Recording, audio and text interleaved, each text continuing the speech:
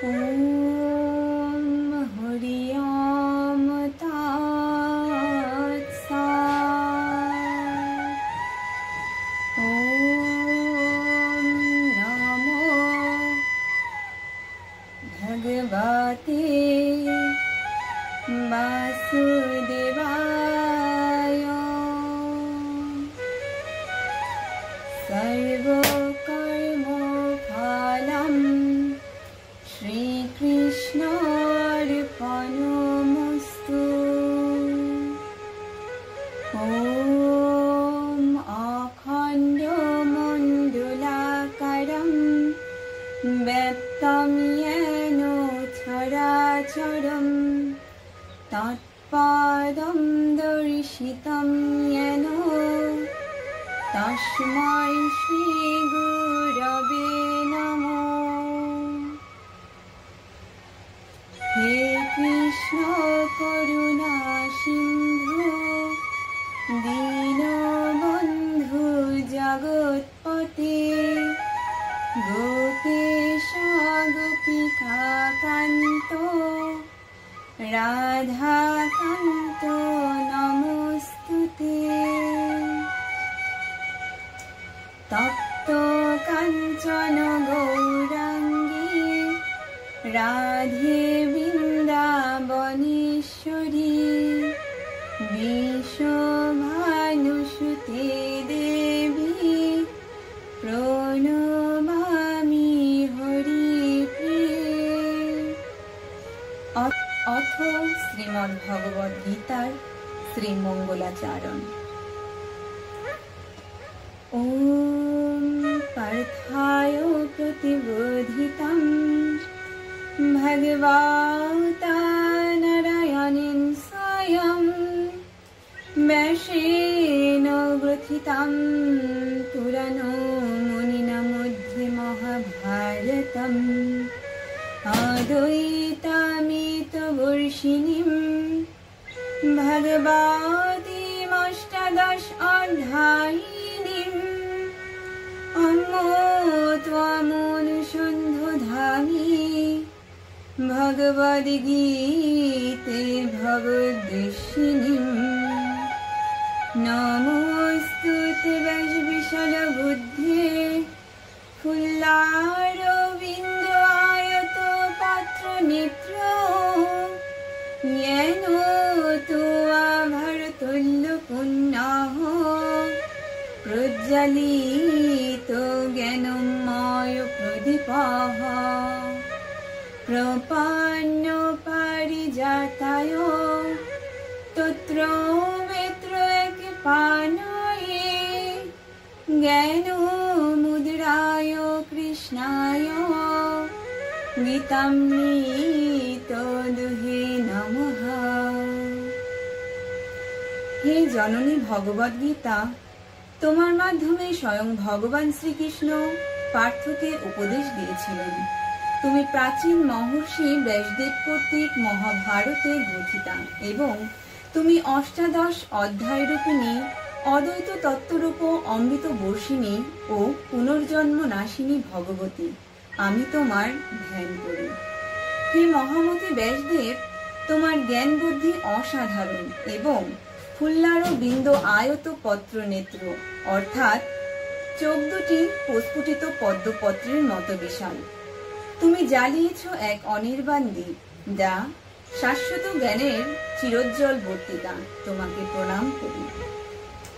হে ভগবান শ্রীকৃষ্ণ, তুমি প্রপন্ন পারিজাতায় শরণাগতের কল্পবৃক্ষ তুল্য, সমুদ্র মন্থনকালে উথিত দেবতরু বিশেষ এবং তত্র বেত্র এক পানয় অর্থাৎ রথযুক্ত অশ্বতারণের বেত্র দণ্ডধারী অধিকর্তা।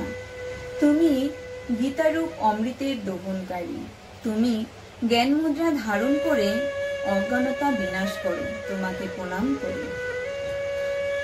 সর্বোপনিষদো গাব দুগ্ধা গোপাল নন্দনঃ পার্থ বৎস সুধী ভক্তা দুগ্ধম গীতমৃতম মহো বসুদেব सुतं देवं कंसचाणूरमर्दनं देवकी परमानन्दं कृष्णं वन्दे जगद्गुरुं भीष्मो द्रोणो तथा दयद्रथज्वाला गान्धारनीलोत्पला शल्यगाहुवती कृपेण वह्नि कर्णेन बेलाकुला अश्वत्थामा विकर्णो घोरो मुकुरादुर्योधनावर्तिनी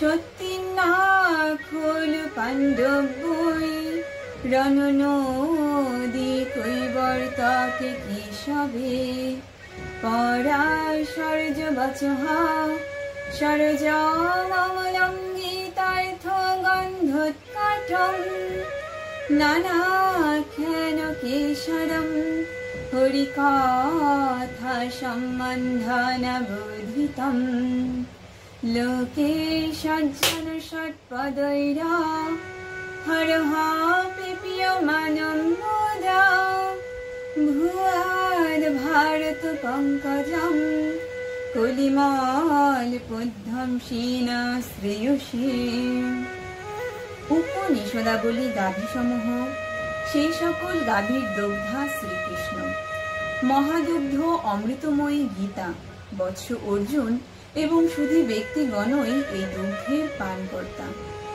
কংস ও চাণন নামক দৈত্যদয় বিনাশক জননী দেবকী পরমানন্দদায়ক বসুদেব পুত্র জগৎগুরু ভগবান শ্রীকৃষ্ণকে আমি বন্দনা করি।